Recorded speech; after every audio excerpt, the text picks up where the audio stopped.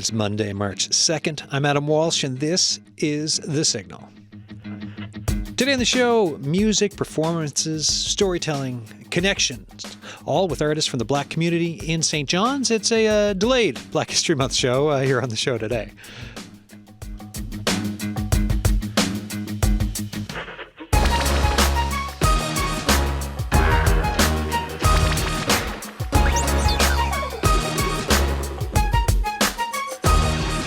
I tell you, weather and living in St. John's, Newfoundland and Labrador, it can throw wrenches at you. So, you have shows planned, and then weather hits you in the face, and you replan the shows. So this is where we are today. This show was originally planned, was it last week? Last week, I think. I think so. Yeah.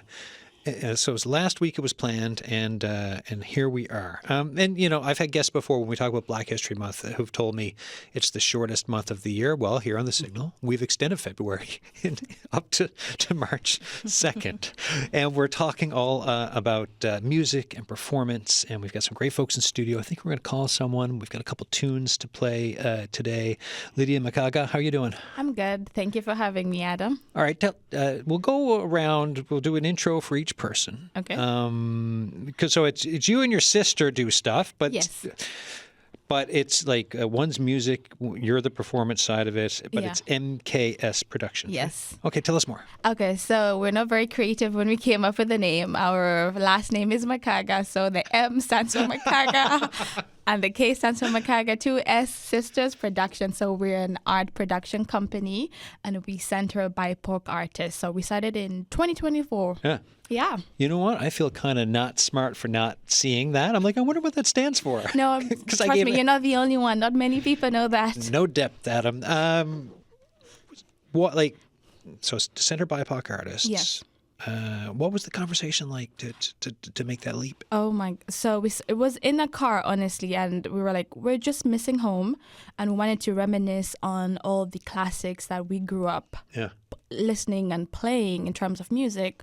So then the conversation evolved into, okay, can be just my sister, Lina Makaga, who's a singer, just her singing and a good friend of ours performing, to like, oh, we should have food, because food is just a big staple and a big component when it comes to entertainment. We're like, okay, why don't we just sell tickets and invite people? So it kind of grew and grew and grew. And it was supposed to be a one-off event. So we did the first event called East African Jam Night, where she performed and another local artist performed. People were like, when is the next one? We're like, what do you mean, when is the next one? Like, this is it. And the community demanded it, and we've been providing that service ever since. Okay, great. Yeah. Now, when is the next one? What do you mean? Well, Yeah. Okay, we can answer that call. Andrew Kagumba is here. How are you, sir? I'm good. Thank you for having me, Adam. Tell us more about yourself. My name is Andrew Kagumba. I come from Uganda. I'm a music educator. And in Uganda, I was born in a small drum-making village. That's my connection to music. And I've taught at the elementary, high school, and college level. And I'm currently at Memorial University pursuing a PhD in ethnomusicology. Okay. Why Memorial University? Yeah, so I met a couple of my professors in conferences, and it was an easy decision because we made connections in different conferences with two of the professors in the program. Yeah, and Memorial University has one of the unique programs that combines ethnomusicology and folklore. And it's not many universities that have this offering. So it was an easy decision for me to come here. That's really neat. We've done shows about the music department at Memorial University before. It's been part of the discussion, but I wasn't aware of that side of it. What was it like when you? You're meeting these people at conferences, and it's like, maybe I'll go to St. John's, Newfoundland and Labrador, to Memorial University. Like that first day of arriving, what was it like, kind of looking around and figuring things out? You mean coming to? Yeah. When you arrived, what was the arrival like? It's a very different place from home. Yeah. It's a very different place. It's but coming to Memorial, I came from Texas. I have a PhD in music education. I studied at Texas Tech University. I found this place to be different, but in a good way, because this is an easy place to make friends. It's such a small place that in the first week I had made friends, and it was easy for me to navigate my place around as compared to Texas, which is a bigger state, bigger place. Yeah. Yeah. Mm-hmm. Yeah. A lot bigger. Bit of a difference in the weather too, from what I. Very different. Judith Ifeadi is here. How you doing? I'm doing good. How about you? Good. So musician, playwright. Like, so today, like you've got both sides for this conversation, right? So we've got the music side with one guest, the play art side, and now you're both together on your own. Tell us more about yourself. What to say? Well, yeah, I dabble a bit into music and also playwright. I've always been into music, but it kind of took me a while to put myself out there. And then I finally did, and had a few of my singles released. I think this was about like two years ago. And I was last year recently nominated for Music NL, and now this year nominated at ECMA, so that's exciting. Yeah. Congratulations. Thank you. And then for my playwriting, that also I only started recently, and it's just been a joy to honestly go on this path, because I've always written but haven't really put my work publicly out there. I've just been enjoying working with so many organizations. I recently worked with the Women's Work Festival on one of my plays, and then on the same play recently for Black History Month, actually, I worked with Centra, which is a Black organization here in St. John's, Newfoundland, on my play. So that was also exciting. Yeah. We've got, for folks listening, on Thursday of this week, we're looking ahead to International Women's Day, and we've got the Women's Work Festival coming on, and we've got folks coming on to talk about it. So I'm pretty excited about that, and also to have two of you who've done work with yes, the. Yeah, we were in the same. Oh, the same one. Unit. Yeah. So how was it? Like, how was it? No, it was great, because I think what the unit did was it was a space where we could read other plays, and also see how other racialized playwrights across Canada have implemented different writing techniques. So we learned from that, and it was just a really nice, safe environment for us emerging playwrights to really grow in that way. That's really cool. Yeah, definitely same experience that I had with her. And I think the part that was so helpful for me was having that support as an emerging playwright artist. Yeah, it really helped get me on my feet and get out there and feel more comfortable and confident. So yeah, it was an amazing program. Yeah. How do you, like, did you start, like, when you're looking at playwriting, how do you kind of start that? Like, when do you sit, like, when does that happen in your life where you're just like, you know what, I think I'm interested in playwriting, like, and I'm going to take a step towards, like, when was that for each of you? I'm trying to think. So for me, I had one page. I pitched it to my sister. I always go to them first before it goes in the public. They're like, okay. And Lina has also been involved before she got into the music scene, she was into theater. She still is. She's also an actress. So she was like, talk to the following people that might give you a better hand. And the beauty about playwriting is there's so many different programs across the country that you can apply. So I was part of another program in Montreal under a Black Theater Workshop. So we had many months, like 9 months, to really utilize the resources and kind of write the play that I have, which is called The Perfect Daughters. And personally, I work with a deadline. If there's no deadline, I'm not writing. Yeah, no, I'm the same. I need deadlines, right? So this lunchtime deadline for me every day is the only way I can have 5 shows a week. Because if I didn't have deadlines, nothing would be done ever. Judith, what about yourself for playwriting? How did I start? Like I said, I've always written stuff. It started with spoken word. I also write spoken words. So I've always written stuff down and always just had ideas of different stories that I want to tell. But I always kept that private to myself. And it was when I joined the Women's Work Festival. I just thought to myself, like, because at that point I'd already started doing music. I thought to myself, well, I'm also into writing. Why not, pursue that also? So I just honestly just took a leap of faith, and I put like my application in for the playwriting unit, and then I was chosen, and it was just a perfect opportunity to grow my play at that time. Yeah. Was it intimidating? Intimidating? I feel like no. It was something. Yeah. I don't know if I would say the word was intimidating. More gave me a few anxieties. Oh, there you go. I was quite anxious through the process. But again, having the support kind of eliminates that. Like having, someone to bounce your ideas off of, ask you questions, pour out your doubts, and have them direct you on what to do. That was so helpful. Yeah. So I think maybe that's why I wasn't intimidated, because like she said, it was such a safe space. Yeah. So, which obviously would be really important if you're creating something, being in a safe space, feeling okay, even though you're new at it, or working with folks who you feel good around for creating, is a nicer way to put something out into the world, as opposed to perhaps being on your own, not knowing anything, or being in a spot where maybe it doesn't feel so safe, and you're like, well, this isn't working for me creatively, So, nice. Question. We're just on the other side of of February.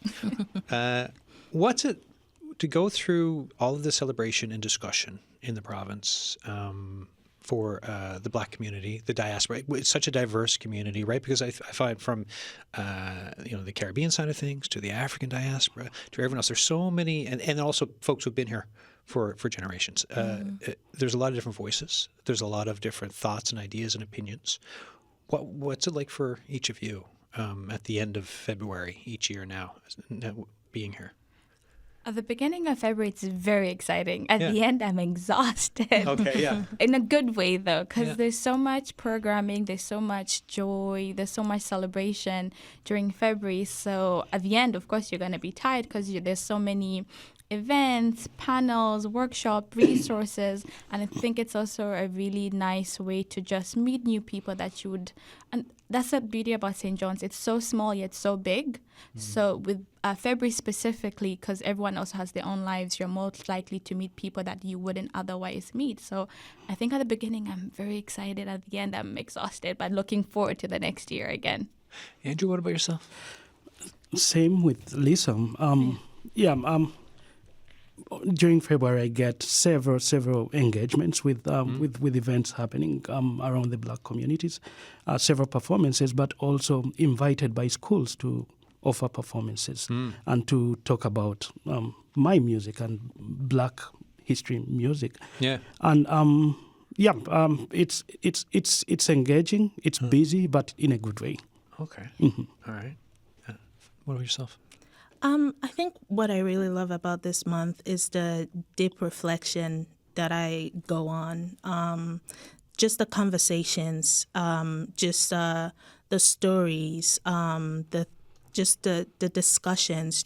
It just has a way of drawing you. At least for me, draws me into deep reflection. And also the part I enjoy about that reflection and just listening to these conversations and these panels is learning new stories about Black history. I don't know all of it. Yeah. We don't know all of it. And there are so many different aspects and different stories. And just learning new stories, learning new people in the Black history, new names that should be, known and, preserved. I think that's the part that I really love is the learning, yeah. Well, and all of this, with each and it's not just the month, right?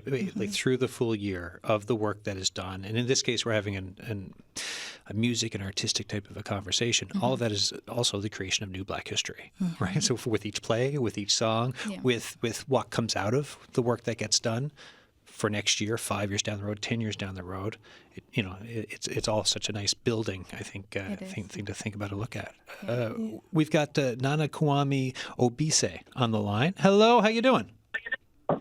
Good. How are you doing? Good. Thanks for coming on the show. Tell us about yourself, because you're on for the rest of it on the line. So musician, but tell us more. Sure.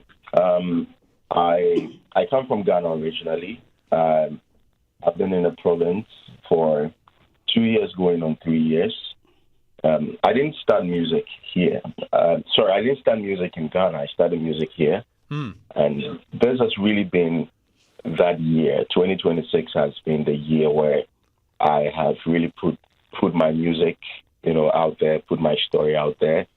And this month has been February has been a really busy month because I put out my first music project, 42A Wexford Street, which is three songs, that gave me the opportunity to introduce my sound to St. John's and to this province. We've got a song. I know you're sticking around for the full chat because we've got 3 songs, maybe 4 songs to play today. Which one did you send us? Yeah, so I sent three songs. Oh, it's 3. Okay. All right. Well, there's 3 songs from the project. We're gonna roll one of them now, and then I'll get you to in the biz what we call backsell which title it is, because I'm coming at this one blind. But here we go. We'll play the song and we'll come back. So sit tight, folks, and I'm looking forward to hearing this.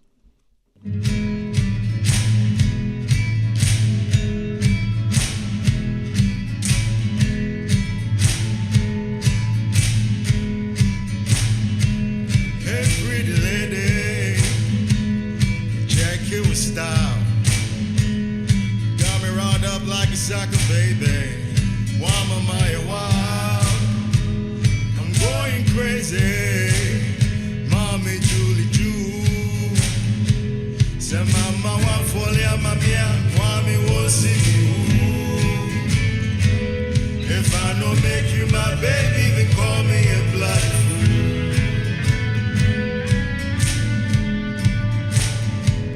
Bloody fool. Obese. Bloody fool, Obese, Merabe, Ami Amaraba, I'm America, Cabaneza Fante, Gena, Mashematara, Bombe, watch, Ashimi chain, Mashimi shoe. Say, Mama, one for the Amamia, Kwame Obese. If I don't make you my baby, then call me a blood fool.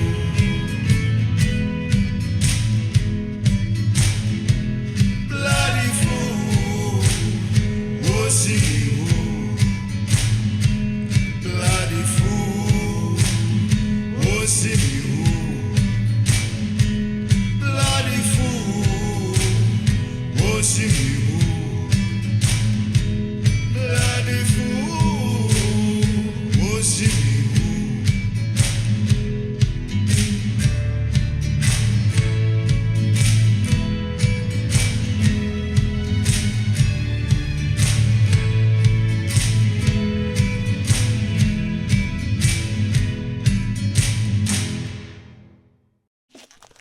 All right, we are back. This is The Signal. I'm Adam Walsh. So, Nana, tell me about that song. Okay, yeah. Won't See Me Who. It's one of my favorite songs on the project. Won't See Me Who literally means shame on me. Okay, why?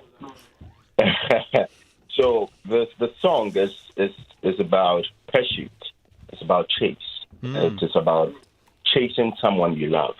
And the story is centered on a northern Ghanaian man trying to woo a southern Ghanaian woman. But the heart of the story, the symbolism behind it is, and I use this, someone like me trying to chase a dream, something out of my league.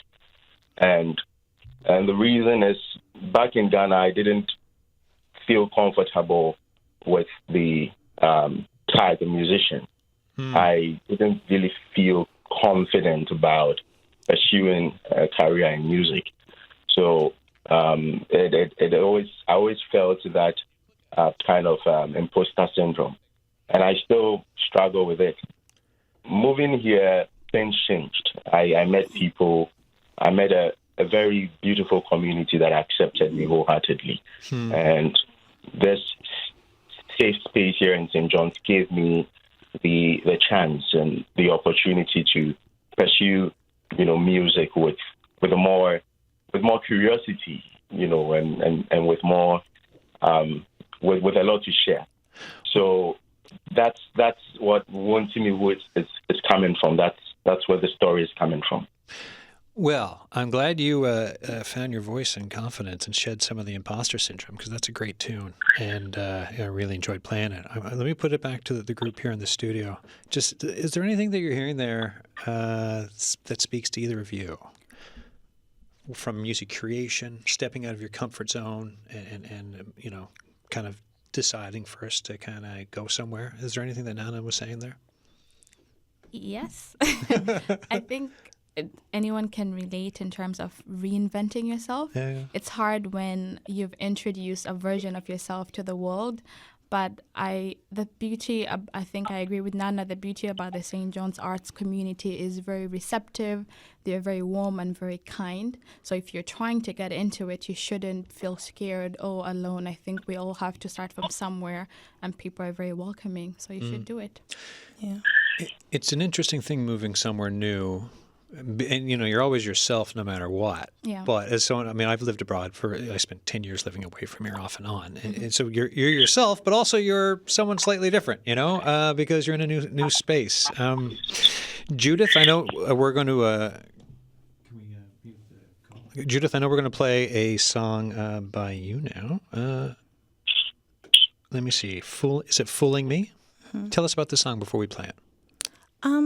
Fooling Me is a very vulnerable song. Oh, actually, sorry. I think we've got Moving On by you. Moving On? Yeah. Well, Moving On is also quite vulnerable. Mm-hmm. In this song, I think what I was trying to express is just the feeling of moving on from a situation, the feeling of feeling kind of defeated in a situation, or feeling almost like you lost in a situation, but also still finding the strength to move on. And I think that's just what this song is just trying to express. It's a very vulnerable song, yeah. Okay, well, let's just see. So we've got one of these two songs here rolled up. I'm just looking in the back there to see, and then we can continue talking about it afterwards. Okay, we've got Moving On. Excellent. We'll give it a listen.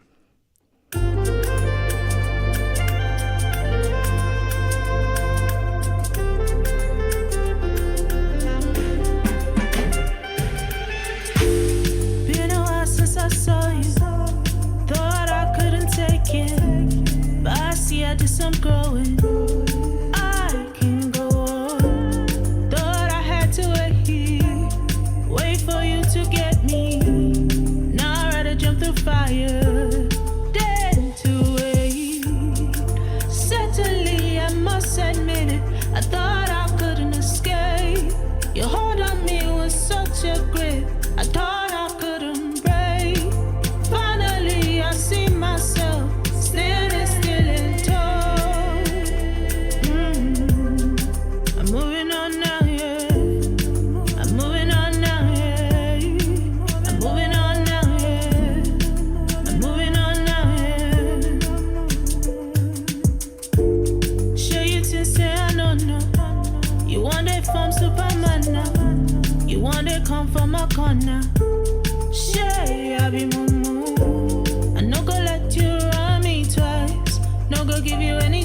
Now, but my mind, you don't cast eyes. I take control.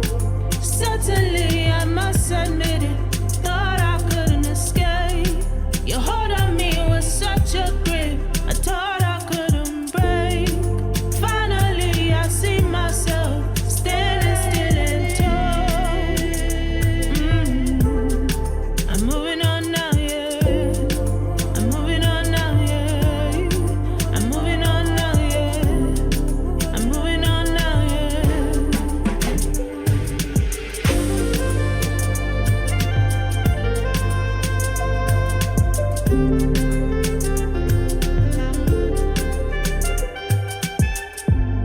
Moving on, yeah. Moving on, yeah. Moving on, yeah. I'm moving on, yeah. Moving on, yeah. Moving on, yeah. Moving on, yeah. I'm moving on, yeah. That sounds great. Tell us more. Tell us more about it. Like, tell me about the recording process, if you could. Okay. Well, I have a friend who lives an hour away from St. John's, so I usually just drive to her place and she records for me. Okay. Yeah. And also, I met this producer from Nigeria. I met him online. I come across his beats, so I really liked this one. So we just, yeah. So I just messaged him. I was like, "What do you think if I, try something on it?" And we just kind of took it from there. That's amazing. And this is an Afrobeats. This is called Afrobeats R&B. Yeah. So it's a little bit different. The instruments and the tunes are a little bit different, but yeah. Yeah, quite the uplifting vibe, which is cool. No, I loved it. Yeah. And so when you put something like that out there, what kind of what's the response? I mean, I know we mentioned a couple of the nominations you've gotten, right? And now 2 ECMA noms. But when you hear from people locally for reaction, what's it like? Well, most people love it. Yeah. Just gonna throw that out there. But yeah, so far for the nominations, really, I've only put in "Fooling Me" as one of the options for the nominations. This song particularly hasn't been nominated just yet because I haven't submitted it for nomination. But yeah. Maybe sometime this year I'll do that. Cool. And because I'm not a musician. I'm really bad musically. So I don't know what it's like to be nominated for something. When you get nominated, what's the feeling like? Because you're putting all this work out. Like, how important are these types of things? It is important. Yeah. Because I guess it helps get your name out there more. Yeah, exactly. And to be recognized for your work is such a lovely feeling, when you put in all that effort and also money and time. It's very validating. Yeah. And the recognition is very helpful also. Actually, for the ECMA Awards, when I was nominated, I didn't know. I had gone through the post on Instagram and I searched for my name and I didn't see it. I didn't see it at all. And then Music and Now had posted all the nominees from Newfoundland. Yeah. And then I saw my name and I was like, what am I doing here? So that even made it more of a shock for me. And more of because I just gone out of the feeling of, oh, I wasn't nominated. It's okay. And then you're nominated. It was like... Yeah, you're like, I was already moving through the stages of grief. And then all of a sudden I find there's life to be found here with this. The nomination is alive. Well, congrats. That's a great way to find out. Yeah, that was nice. Andrew Kagumba, for yourself, how has...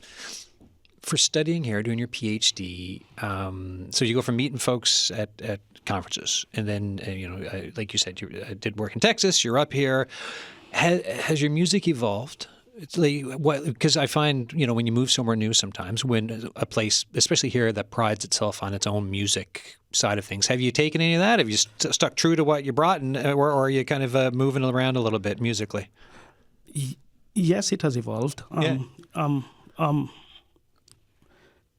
I'm now moving more on the music education side. I'm moving more in schools. Yeah, so for teaching. For teaching, yeah. And that way,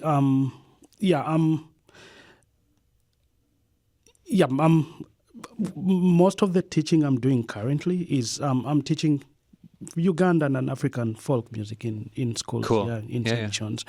But at the same time, picking on music traditions from the plays and incorporating them in my music. So it has evolved in a way that I have to learn what's here, right? And based on what's here, and incorporate that in my music as I teach the children. So it's I'm learning at the same time that I'm teaching. Oh, that's really cool. Yeah. So what's with the students you're teaching? Yes. What's the reception like for what you're teaching and questions? Oh, they love it.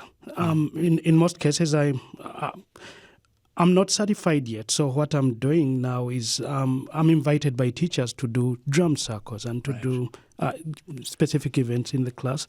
And they love it because it's very inclusive. The music I teach is very inclusive. Yeah. We use the drum and we use handheld instruments like shakers as a way of getting into the music. So even I might be able to do this. Yes, you don't. Yeah.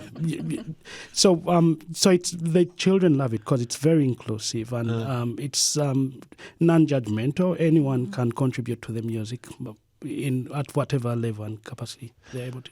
What is it about teaching music that kind of attracts you so much? Go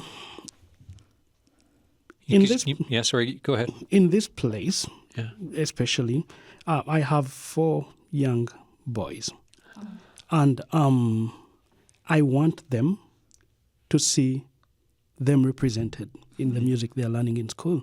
So that's what really inspires me to go into teaching and to teach music here. So, 4 young boys, you want to see the music of like yourselves represented in school, and you're doing it. How does that feel for you? I feel proud of it. Yeah, it's a responsibility that I take, that I've taken on, and I feel proud of it. And I hope they see themselves, and not just my boys, but I hope children of African descent and black children see themselves represented through the work I do in schools. We've got a song to play. Can you tell me about it? Nandere. Okay. Nandere is a fish from the Lake Victoria, tilapia. And in this song, the musician, the singer, is selling fish.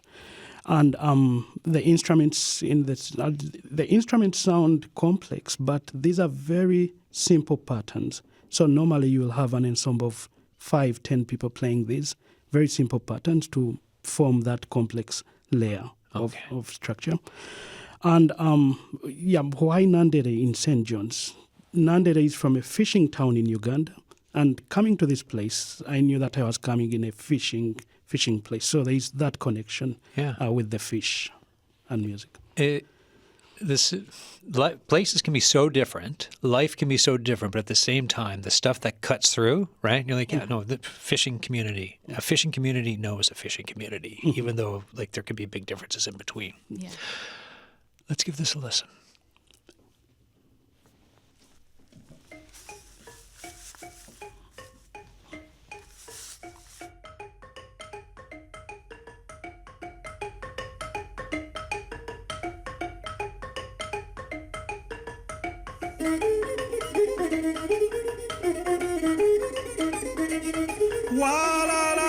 Ntunze omusajja ntunze nandere ntunze omusajja ntunze nandere ntunze nze omusajja ntunze nandere ntunze omusajja ntunze nandere ntunze nze omusajja ntunze nandere.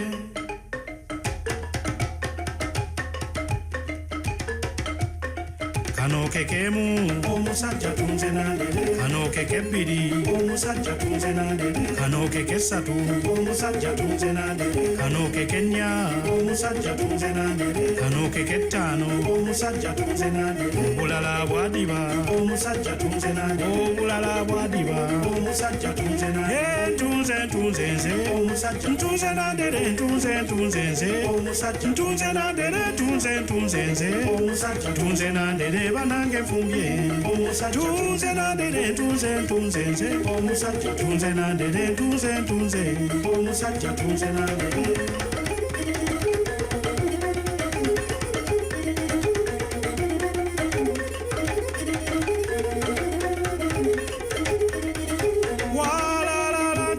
Tunze nze omusajja tunze nandere tunze nze omusajja tunze nandere banange tunze omusajja tunze nandere banange tunze nze kano kekemu kano kekebiri kano kekesatu kano kekenya kano keketano obulala bwadiba Walala wadiba. Oh, wadiba wendia.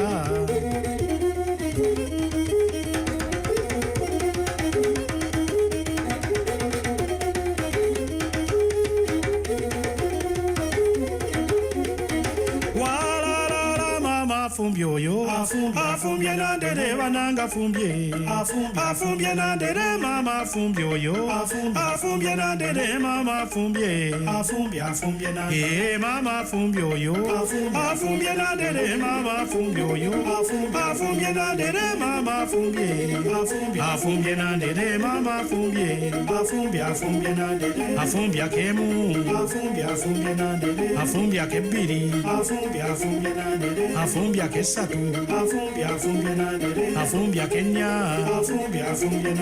afumbye ketano afumbye nandere obulala bwadiba afumbye nandere obulala bwadiba afumbye nandere mama afumbye nandere mama oya afumbye nandere mama afumbye nandere mama afumbye nandere mama oyo afumbye nandere mama oyo afumbye nandere mama afumbye nandere bananga afumbye nandere bananga oyo afumbye nandere.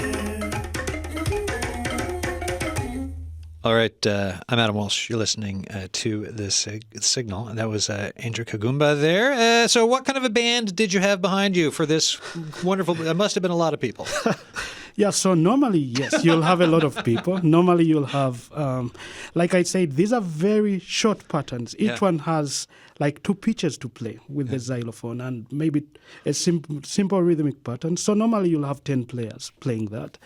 Yeah, but for this, I was invited by 62 Broadway in Corner Brook to be part of the Global Music Series album. Cool. And I played all the parts. Okay. With a very wonderful producer, Louis, who helped me do this here. But so normally these would be 10 players playing simple rhythms and simple parts, but because we don't have all that many Ugandan musicians, I had to play all the parts in studio. Yeah, you did wait for the kids to get a little older, right? So then you can do the family band. And in the song Nandere, which you said is tilapia, because you're hearing yourself singing, it's like, is it Yasunde Nandere, or what is it? Like it's... So, Omusajja Tunze Nandere. I'm selling fish. I'm selling fish. Okay, that's what I thought. Fish. Yeah, and the musician in Uganda is not just a musician. The musician is a historian. The musician is an intellectual. A lot of the history of the place is documented through songs. Yeah. And so in this song, the fish seller is not just a fish seller. The fish seller is a musician. And if you're entertaining, you'll be able to sell your fish. If you're not entertaining, then they'll buy all the other fish and leave your fish. So it's not just about selling fish. You've got to be entertaining to sell the fish. Correct.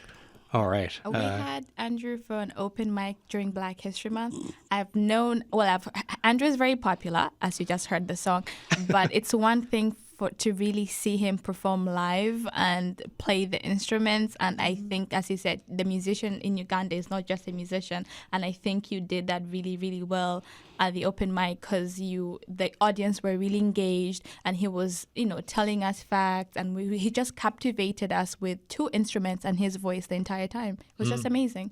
Yeah. Tell us, we got a song to play, not by you, by your sister, but let's, because we've got one extra song. I want to fit it in before we run out of time, and we'll go back to Nana on the line too, so sit tight because I've got a couple extra questions before we go on the show, but tell us about this song. Oh my gosh, you should be here to do this. This is for you. I hope we're playing for you. I believe it is, yeah. She sings in English and Swahili. We're from Tanzania, East Africa, so we speak Swahili, of course. We're also neighbors with Andrew from Uganda. But I think the song is it's a love song. I think it's R&B pop. Yeah. She's genre bending, I would say. My sister Lina experiments and plays, and she's also a performer, so she really tries to captivate the audience while performing. And then there's also a rapper, so this was actually recorded in Tanzania. Right. Yeah, so this was her first single. She Oh, recorded in Tanzania with a producer in Tanzania, and then they got a rapper, and it was a fun. I was in the studio for that one. I had a really good time. Yeah, so like having a sibling that you work with so Yes. closely, but also you were in like different sides of the arts as well. Yeah. There's having fun, and what's it like watching her develop, though? You know, It's amazing. Yeah.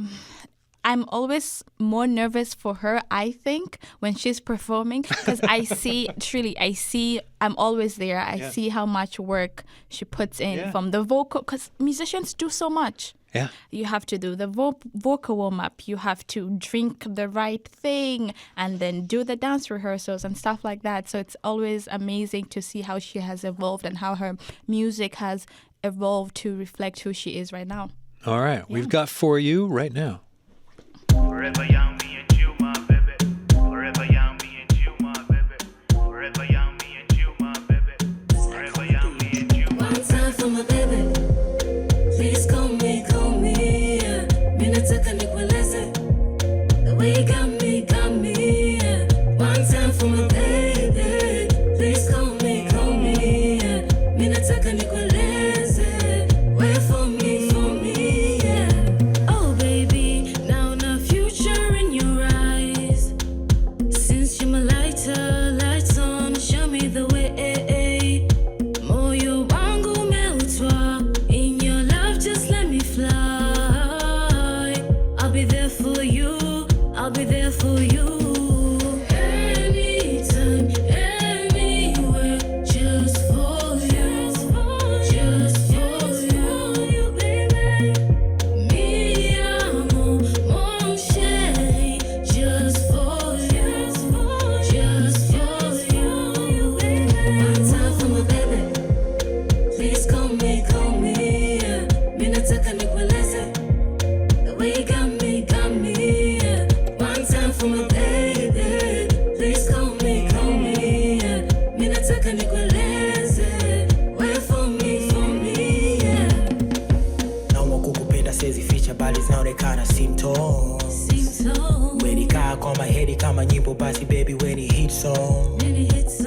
Nikituma text now I love you, I know you know. I know. Na makopa ya emoji. Mimi kwako I'm okay. Yeah, I don't have a time boo just to let go. When you go I come through when it's special. Nikupende times 2 up to date. Oh, anything I'm cool just for say so. So holy baby, you're my guardian angel. Na tukesha night, no tiny kendo. Love to define, summarize kwa bedo. I'll be there for you to infinity for you love. Anytime, anywhere, just for you. Just for you, baby. Mi amor, mon chéri, just for you. Just for you, baby. One time for my baby. Please call me, yeah. Mimi nataka nikueleze. The way you got me, yeah. One time for my baby. Please call me, yeah. Mimi nataka nikueleze. Wait for me, yeah.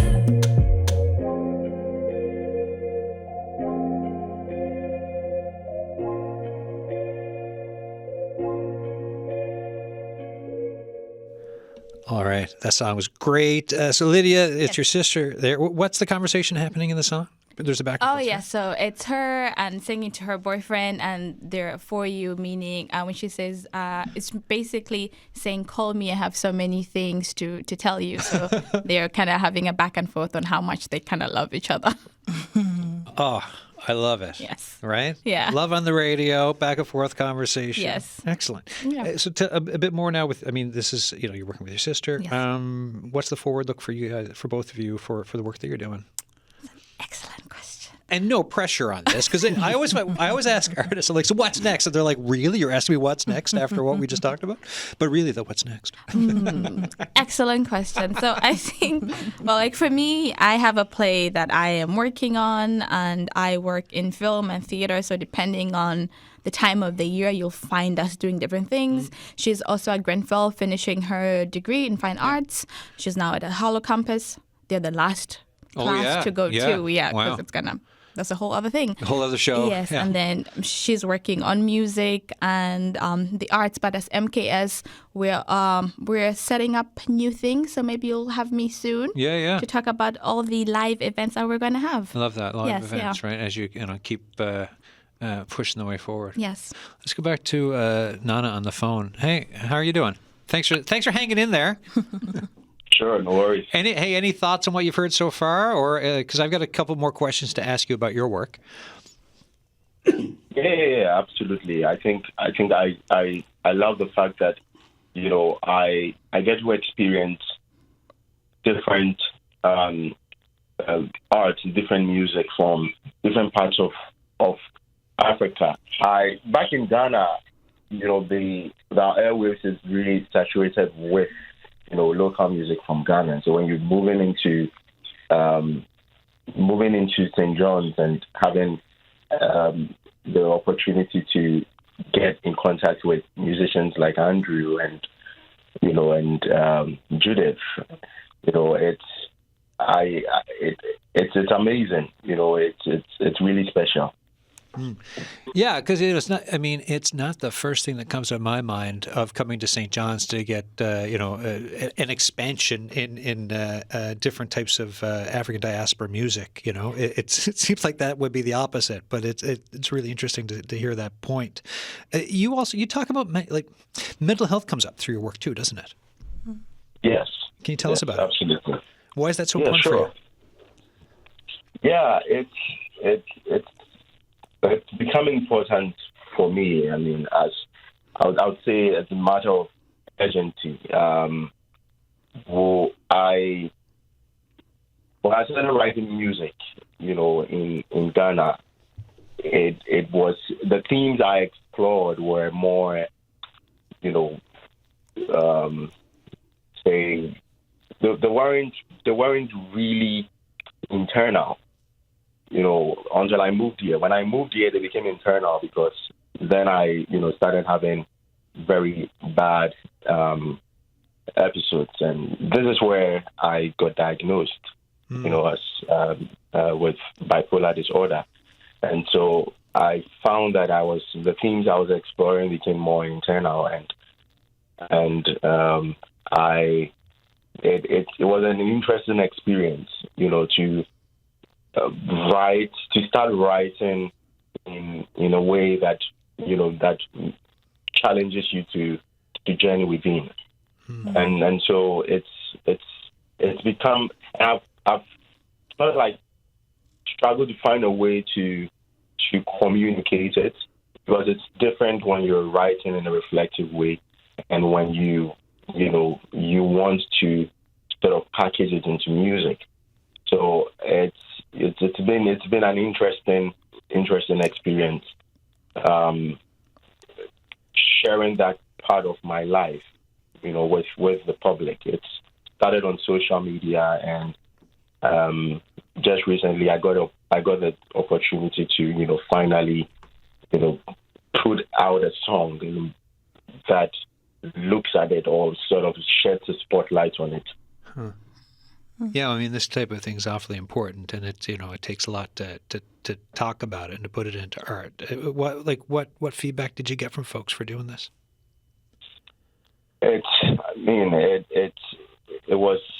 feedback was very, I would say it was very overwhelming. It was overwhelmingly, was very receptive. I found that my mom gravitated to the song, that particular song, Let Him Cook. And everywhere I perform it, I see that I get a lot of, I got a great feedback. A lot of people are curious about bipolar disorder, and they want to learn, about, what it's like, the symptoms, and how, managing it with, living abroad, as an international student. They have questions, and so it gives me the opportunity to answer those questions. Judith, for yourself, for your work, I mean, so the 2 ECMA noms, fantastic. What else is coming up? What are you working on or thinking about, or what's kind of coming up in the next, throughout the rest of this year for you? Currently, I'm working on my EP. How hard is that? It's hard. Like choosing the songs, like what I want to go on, how I want it to sound. So many decisions that come into it. And, as an artist, you want to hold on tight, but, I'm learning to let go. That's big. Learning when to let go too. And I think the reason why it's a little hard is just because actually all my music is so close to my heart. Yeah. And this EP is very close to my heart. It's called Golden Tears. Again, I sing from a very vulnerable place. And I think that's just why it's tough. And through my music, I think my greatest purpose and what I want to achieve through my music is to create a space where people feel like they got a bit of healing from listening to my music. So I just want to spread that, like a little bit of healing, maybe in situations that, you've gone through, they're emotional, whatever it is. I want people to listen to my music and resonate with it and feel like they found a bit of healing through it. So, yeah. So I feel this must have happened. Like you must have heard this before about your music, right? Like if you're trying to get here, there's an essence of it already. When you talk to people about this, that must be awfully meaningful. Yeah, it is. Like a lot of the times when people listen to my music, the words I hear is, "This was soothing. Yeah. I felt so relaxed. I felt so like you touched my heart. Like this healed me, took me back to a time where I felt like this, And those are those are really powerful. Like I think, that's what I want more than anything else. Like the nominations are great and all of those things are great, but really what I aspire through my music is to connect with others through their shared experiences. Yeah, no, I mean, that's so true, right? Yes, nominations and all that stuff, your name out there, right? Great. But when someone tells you impacted me in a good way and I needed this, or it was soothing, or I was in a certain spot and you were there, for someone to choose your voice and your music when they're in a vulnerable place is beyond huge. Exactly. Right? Yeah. Wow. Yeah. Well, I look forward to that music when it comes out. Working on it. No pressure. Thanks.